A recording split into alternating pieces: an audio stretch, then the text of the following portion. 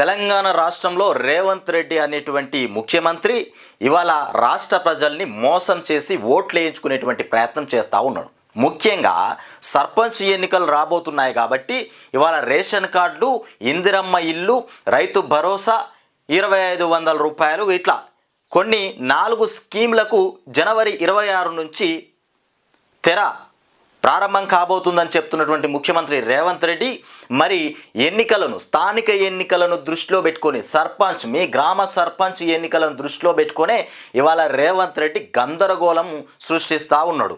అదే ఎన్నికలతోని సంబంధం లేకపోతే మరి అధికారంలోకి వచ్చిన వెంటనే తీసుకోవచ్చు, ఎంపీ ఎన్నికలు అయిపోయిన తర్వాతనే తీసుకోవచ్చు.